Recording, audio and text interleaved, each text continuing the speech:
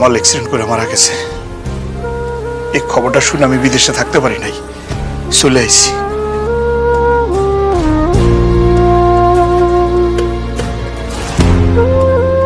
আপনি কি মানুষ? আপনার বিবেক নাই? ফাতেমা তো আপনার ছেলের বউ, যদিও সে এখন বিধবা, তার তো একটা মেয়ে আছে, আপনার নাতি, আপনার বংশের, আপনার রক্তের। আপনি কেন তাকে বের করে দিতেছেন?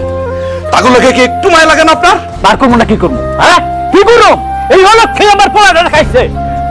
সুস্থ সবল একটা পোলা ছিল, এই অলক্ষে যদি আজকে আমার বাড়িতে না থাকতো তবে আমার এই সন্তানটা মন লইলে না। আমার পোলা মরে গেছে, আমি ওরে আমার এই বাড়িতে রাইখা কেন আমি খাওয়াবো, কেন পড়াইবো? এই জন্যই ওরে বাড়ি থেকে বাইর করে দিতেছে।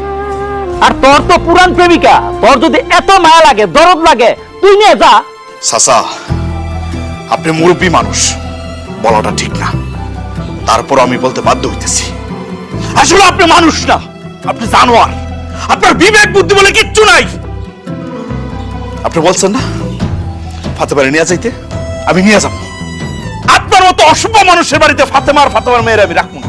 হ্যাঁ হ্যাঁ, নিয়ে যা, নিয়ে যা, আপন বিদায় কর। ফাতেমা, চলো আমার লগে, আমি এখান থেকে তোমার নিয়ে যাবো। আপনি আমাকে কই নিয়ে যাবেন? কই নিয়ে যাবো মানে? আমার বাড়িতে নিয়ে যাবো। আমার স্বামী মারা গেছে, আমি একজন বিধবা। আমার আপনি কোন পরিচয় আপনার বাড়িতে নিয়ে যাবেন?